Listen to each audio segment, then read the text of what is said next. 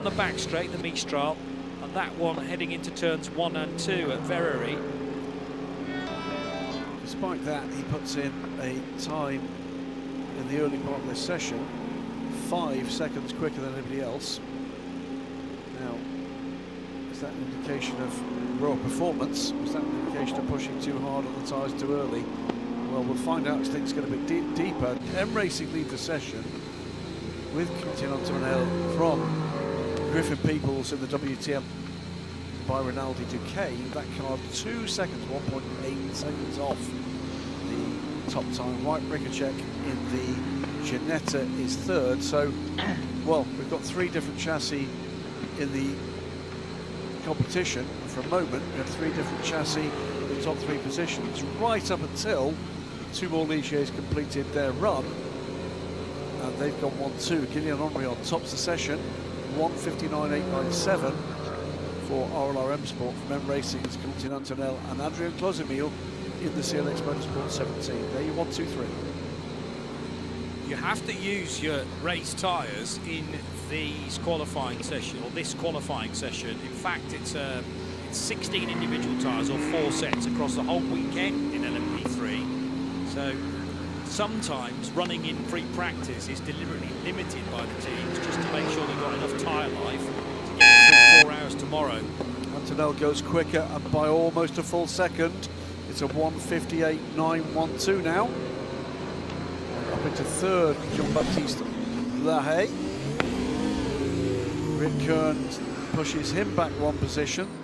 So it is a Ligier 1, 2, 3, 4, 5, 6 right now. Reese Gold popping up in the all pink into Europol car. The BWT back car into second place in this session. Timing screen, it's all green or purple.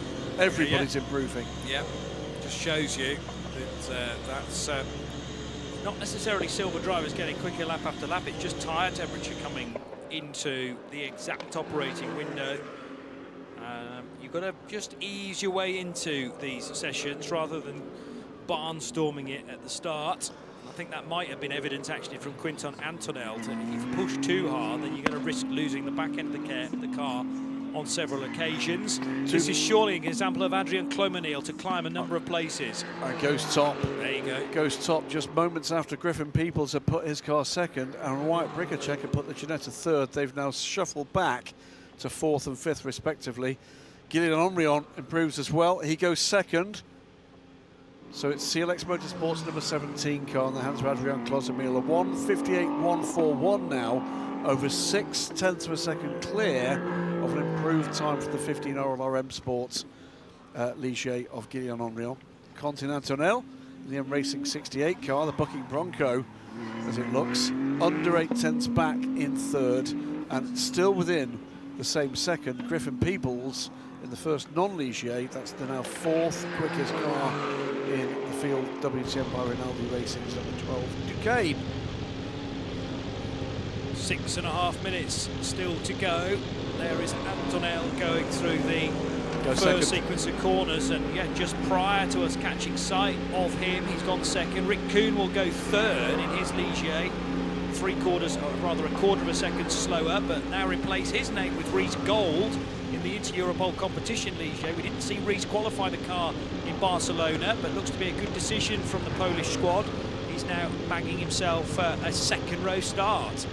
Clomenil putting in a stormer at the moment. He looks set if he gets a clean run in the final sector to improve further. Currently just over a quarter of a second clear of Antonell. 6 minutes remaining. There's time still to go if they've got the tyres underneath them. Griffin Peoples goes second, 45 thousandths of a second back. The WTM by Rinaldi Racing Duquesne man. Clomenil coming through Virage Dupont at the end of the lap, and can he extend the gap now on Griffin Peoples? It's 45 thousandths of a second, it's now 45 hundredths of a second rather. So from 45 thousandths to 45 hundredths, timesing the amount by 10 to increase that gap to be much more comfortable for Adrian Clomeneel over the Peebles Duquesne. He's got the feeling of deja vu at the moment from the session in Barcelona for Adrian Clomeneel. Everyone's chasing and he had something else in reserve. Seems to have done that again with CLX Motorsport, but what else can anybody else bring to the fight? Griffin Peebles on a good lap here could well be set to reduce the damage, if not overhaul that lap time. It's a purple middle sector for Rick Kern, who's cycled all the way back down from 2nd to 7th. And 7 cars within the first second. Clomeneel improving. Peebles catching. He's gone purple in the middle sector. Rick Kern goes third. Yeah. So picking off Antonel Kuhn in the white, in the yellow, orange and black Team Virage car. The Clomeneel is going again. It's going to be Griffin Peebles with track limits on this current lap. He is not going to improve.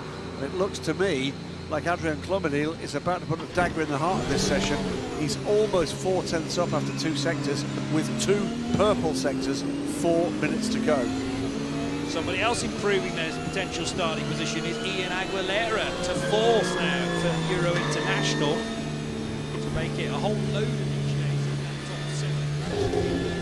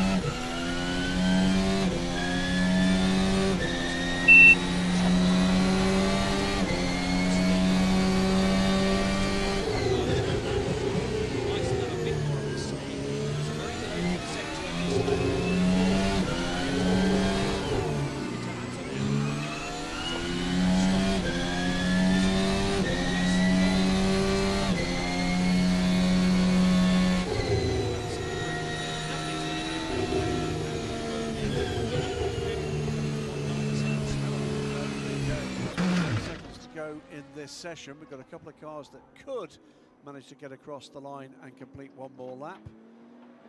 But no one on track at the moment looks within a country mile of that time. Griffin Peoples, possible improvement on this lap, but it won't be by a second.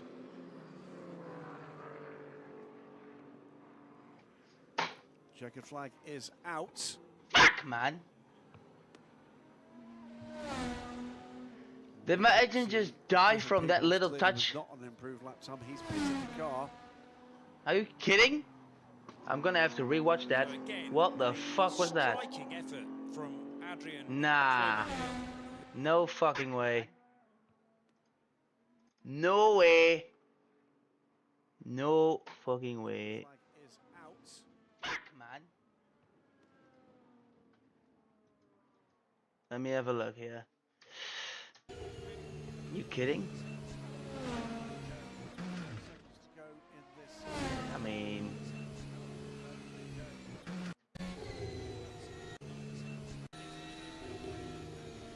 I followed the car ahead a little bit. Seconds to go in this session. We've got a couple of cars that could.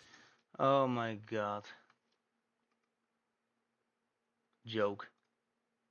Duizenden euro's besparen op een bijna nieuwe auto. Ter ere van 80. Dit zwaar verzilverd. Wait for him to complete. Oh my god. Is he going to complete it on track? We'll soon see.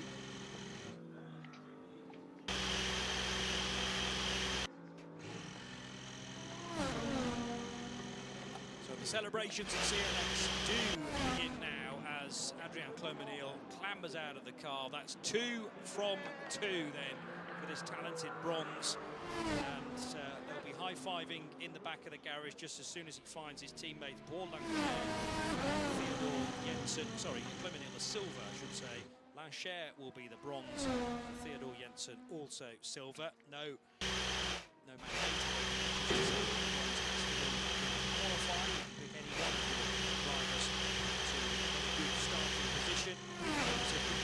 Going through the Verrerie chicane, but here's the star of the moment, Adrian Clomenil, putting the number 17 car into pole position for the second race running. They'll bag themselves a point towards their championship as well, and they were race winners last time out in Barcelona too, so will continue as the championship leaders overnight. And a chance to build their point score very early on in the European Le Mans Series campaign. So it's CLX Motorsport that are top again of Switzerland from the Polish outfit Team Virage, with good work from Rick Cohn for the second race meeting running. Then the WTM by Rinaldi Racing car third ahead of Euro Internationals Ian Lendera. It was the 15 RLR M Sport car in 5th position. Look at the gap, so very, very small once you get beyond that 1 second that separate first to second.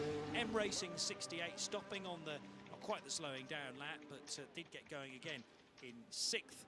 Fastest ahead of Inter-Europol competition, DKR Engineering, Racing Spirit of Le Mans, exit at 15:13. Well, to This give is you a an good idea, moment to Johnny, you remind mentioned drivers of the need to gaps. respect track Discounting the limits. lead This is a gap, good moment the gap to pole remind drivers position, of the the need gap to for the respect rest of the field track was limits. pretty And much we are identical currently to the at gap first to 32 second. seconds. It's an extraordinary qualifying session from Adrian Clomenil.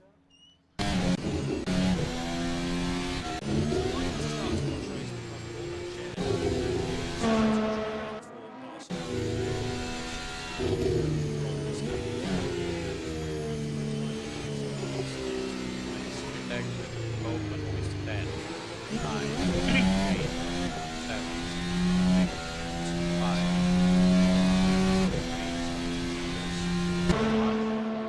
LMP2 Pro-Am qualifying has started. The Team Virage number 8 was started by Jacek Zielonka, and Fabian Michal plugged into car number 11 for the opening stint.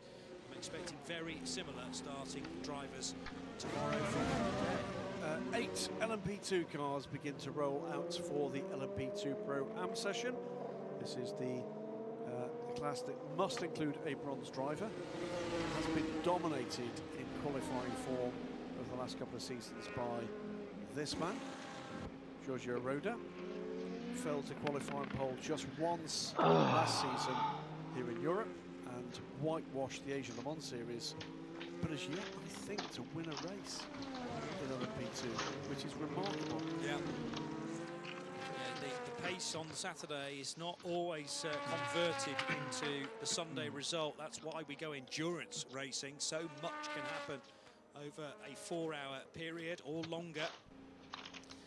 Well, as the cars get up to speed, all Orica chassis, all of course on the Goodyear tyres, new Goodyear slicks for this weekend. And as we see those cars on track, we're, I think, by the look of it, going to go down and see Steph, who's got a guest with it from CLX Motorsport. The pole sitter.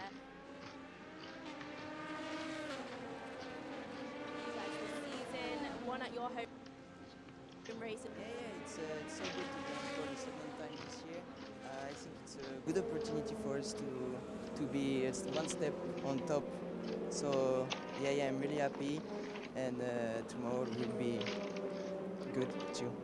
All right, best of luck. Thank you so much. Thank you. Well, he is a very confident guy out of the car. I think he knows how good he could potentially be. And the 17 car was on the ragged edge at times, but crucially, he kept it within the white lines to score a lap time so much quicker than his fellow silver drivers. So that is rather throwing down the gauntlet to everybody else. As we said, qualifying on a Saturday, one thing, and then that's the whole reason why we do it over a much longer distance tomorrow. Let's see how it pans out for the team from Switzerland. Shall we introduce our listeners and viewers to the 8 gentlemen that are out on the track at the moment? It is all gentlemen. The number 3 Decar Engineering car, all Orica chassis, as I say, Decar Engineering from Luxembourg, in the hands of Greek driver Georgios Kolovos. Algar Pro Racing's number 20 car, the blue and black car, in the hands of another Greek driver, Chrysler Lentudis. Daniel Schneider from Brazil is aboard United Autosport's 21 car, that is the blue, red and white car. Nielsen Racing's number 27 car in the hands of Tony Wells, stepping into LMP2 at the end of last season after years and years of success in LMP3. Rodrigo Sales in the multicoloured 29 TDS Racing car. 77 Proton competition car, which I have to get used to the fact is white, orange and grey this year. Giorgio Roda, as we said a little earlier, with a fantastic qualifying record behind him. The overall winners, and I don't mean class winners, I mean overall winners from last time out in Barcelona, the 83 AF Corsa squad, the Chrome Breton flag car in the hands of multiple Endurance Championship winner Francois Perrodo. Francois not yet out on track in this session. And then finally, and just back out on track, the AO by TF car, PJ Hyatt for the United States of America, the number 99 car, more popularly known as Spike the LMP2 Dragon. Why? Because it's a purple dragon. Yeah, which looks like a race car. Yes. It's actually a Dragon. So you mentioned they're all being Oricas, that's the one exception. As now across the line, Giorgio Roda will go quickest, but that's the first flying lap that anybody has done, so that was always going to be the way. However, it wouldn't be a big surprise to see Roda topping the times at the end of this 15-minute segment, of which we've had nearly 5 minutes already, so the time really does disappear very rapidly indeed. Fastest laps in Barcelona, topped by Giorgio Roda. He was actually 2/10 nearly 2/10 clear of PJ Hyatt 4 weeks ago. That sort of measure that we're going to be looking at again. Rodrigo Sales completed the top 3 in qualifying. Francois Perrodo, the eventual overall winner, began the Barcelona race from 4th place on the grid. There's no wiggle room at all regarding driver selection within this qualifying session, because all the teams must have a bronze. That's what makes them an LMP2 Pro-Am entry. And then it's a mixture of golds and platinums. You can only have a maximum of 1 platinum, though, in your trio. So, Dus elke dag hebben jullie pizza's voor €5,99. Elke dag. Dus deze pepperoni. Elke dag. and he's in a 1:53.527 and going quicker again this time.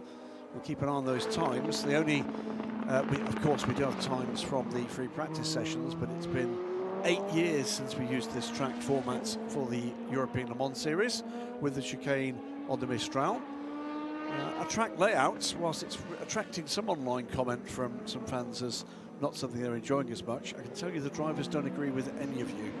They all think it's absolutely awesome because it much more by way of overtaking opportunities, as we've already seen in the Ligier European Series 2 races we've seen so far today, Johnny. It's an improved lap time, by the way, as I speak from Giorgio Roda. In fact, it's 5 seconds quicker than the car, Rodrigo Salas. Good practice for Le Mans as well in this configuration, because they're on the track these days as well, have been for quite a few years. So yes, you've got the top end speed that a lot of these cars are doing, but also that braking opportunity into the relatively slow speed chicane. Of course, a lot of ELMS teams will be going to Le Mans next time out, even though Le Mans isn't a round of the European Le Mans Series. For the World Endurance Championship teams, there was a big twitch, by the way, for Giorgio Roda at the start of this particular lap, which he dealt with superbly well. But yeah, next weekend, which is round 3 of the World Endurance Championship, that's always served as the precursor to Le Mans, because you know, chance to put your low downforce stuff on in the old days of LMP1, because Spa's not a million miles away from straight line speeds from the 24 hours of Le Mans. But here for ELMS, this is the perfect place to go. Absolutely. As an alternative, isn't it? If you can't go to Spa because you're not entered into the WC, then why not come here to Le Castellet? That might have been all part of the planning, Greg. Absolutely. You know, we do see a remarkable number of the teams testing here. I tell you, there's at least one of the ELMS teams with their Le Mans lineup, which differs slightly from the lineup we're going to see this weekend. We're testing here for 2 days after this event. So that is, we're going to see Frank Pereira aboard the VDS Panis car, replacing Charles Racing. I'm seriously doubt they'll be getting this. Yeah. It's there are 2 good opportunities in the month or so, month and a bit, that we've still got to go to the big race to turn down these chances, either in testing or in a regular race weekend. Here's Kolovos in the number 3 DKR engineering car, currently 3rd fastest, but heading into Virage du Lac now, the penultimate corner. There's another driver coming to LMP2 relatively recently with a late, I think he replaced Tony Wells actually, in the DKR car, later, the Virage car later in the season, and put in a couple of cracking performances. Has some prospects, sticking with this program, to really show in this hotly contested bronze field. Make no mistake, these guys may not be ultimately as quick as some of the pro drivers, but they're measuring themselves by a different measure. That measure is whose backside going to kick in this group of 8, and they do take pleasure in doing so. Francois Brodo is still not in this session. No, I just spotted that.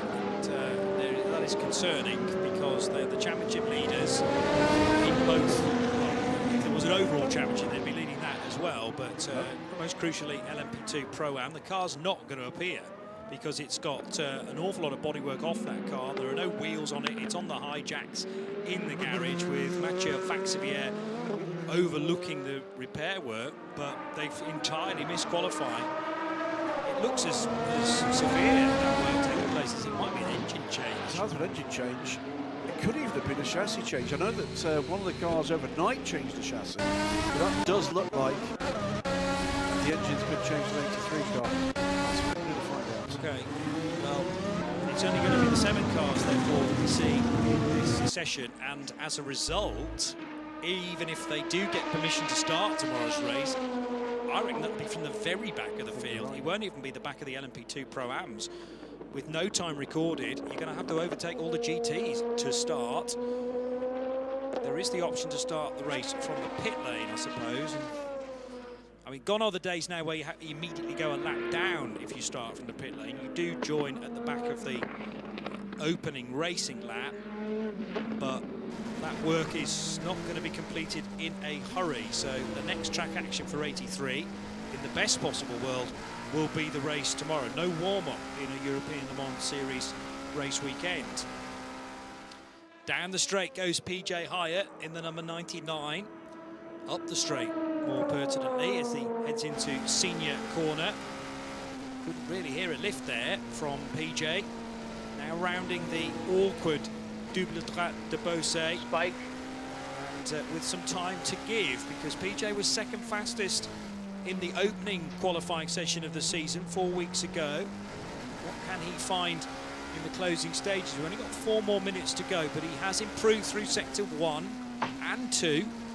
And we're seeing improvement elsewhere, actually, for Tony Wells. Rodrigo Sales, as he crossed the line, went second fastest in the number 29 TDS racing car. B3, Close the gap. Still 1.3 seconds, though. It's a mighty gap. Oh, God.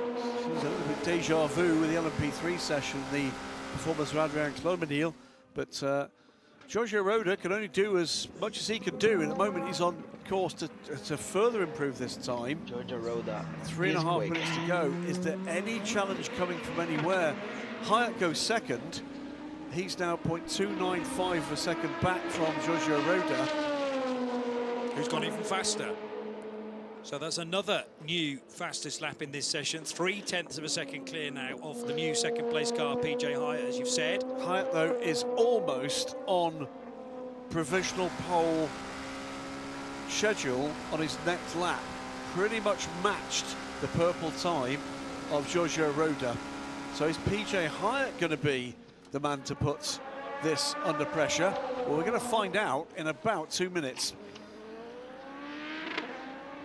Well, he's on course, and that first sector was very clean indeed. Looked to have braked at the perfect point into the chicane. Now heading into senior corner, where you've got to be brave. He's up on pole time, but unfortunately for PJ, Giorgio Roda's up on that by a chunk. Again, all that PJ Hyatt can do is do the best he can on the lap he's got, not worry about what's going on around him, nail the lap. But 0.3 of a second down at the moment on the pole position time. Roda, though, has lost a bit of time in sector 2. This is going to be very close. Very, very close. So Roda kind of needs to improve preemptively, because PJ Hyatt's lap is going to be that good. He's coming out of Virage Dupont now. Where is PJ going to end up? He goes top. He goes top. And has Roda crossed the line yet? No, he hasn't. He might be 1,000th of a second quicker, though. It's unbelievable. Oh, it's so close. It's just about 1/10 up. PJ Hyatt and Giorgio Roda out of pretty much nowhere. What can Giorgio Roda do? He's coming out the final turn now, gets the power in. Is this going to be good enough? We've got 1.5 minutes to go. Who's going to be on pole position? He goes top by 0.07 of a second. I actually thought we were going to get a dead heat there, and PJ Hyatt would have done the time earlier than Roda, but Roda ekes out 0.07 of a second more time to secure that position. A right smile from Louis Delatraz, PJ Hyatt's teammate. But whilst PJ will be kicking himself here, coulda, he's in the fight now for the remainder of the season. And when you've got a kind of qualifying record that Giorgio Roda has got, what you make yourself is a great big target for everybody else. It's a standard that they've got to meet and beat. And it looks closer than ever, doesn't it? He's even further up, PJ Hyatt. I'm just about to say, the first sector was a personal best. He's gone purple through sector 2. That car is better than the 77 down the long straight here, the Mistral. So what can he do in the final sector? Because I don't think Giorgio Roda's necessarily got an answer this time around. Well, we're going to see soon enough, because he's going to be not that long through sector 2. That was a bit of a grab of the brakes, I think, for PJ Hyatt. I don't think that was the perfect line. We'll have to wait and see. Giorgio Roda's pretty much matching his time from the last lap to the end of sector 2. Hyatt was over 1/4 of a second up. So did that slight out-braking manoeuvre cost PJ Hyatt? Ultimately, he's going to cross the line now. Goes pole! 151.442.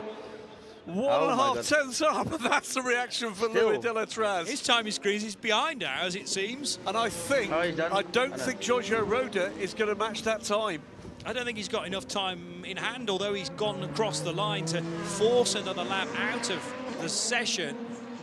He's crossed the line, not seen the checkered flag. Roda has seen the checkered flag. PJ Hyatt is in the pound seats. We'll have to keep on it. Rodrigo Salas, by the way, is on a pretty good lap. Could improve. Don't think he's going to trouble pole position. What a couple of laps from PJ Hyatt. Absolutely terrific. And Giorgio Roda knew that he had to improve the time. The Roda family are saying, well, we were soundly beaten there, but we love a bit of competition, because in previous seasons, remember, Roda has had it all his own way concerning the poles in LMP2 Pro-Am. And, you know, the Roda's through and through. What a fight. And they're going to get that tomorrow from the AO by TF crew. Well, AO by TF took the title overall last year with a pro car that PJ was not involved in. He's switched the allegiance here to LMP2 Pro-Am. He's coming and doing a back-to-back season with IMSA and the ELMS. AO Racing with PJ and with Gunnar Jeanette turning heads in motorsport and sports car racing, winning fans with cars that look the way they do, and increasingly with a GT title in the GTD Pro class in IMSA last year, and now with a very competitive prospect in the European Le Mans Series, not just with cars the way that they look, but cars the way that they go. Yeah. Excellent stuff. Well done, PJ Hyatt. Georgios Kolovos left his best lap of the session very, very late, but he's just gone across the line with a 1:53.0. What I missed was whether he actually improved his position as a result of that, but the DKR Engineering car number 3 will be starting from 4th position behind PJ Hyatt on pole by nearly a 10th and a half. He just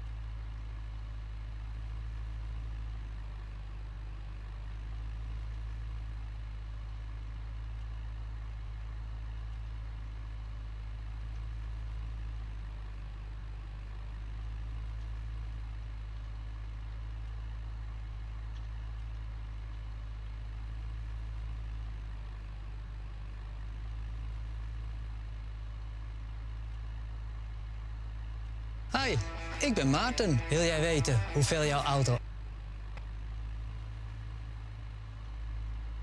MP2 Pro-Am starting from the sharp end alongside his surely going to be season-long rival for Proton competition, Giorgio Roda, and it's likely that both of those drivers will be in from the start.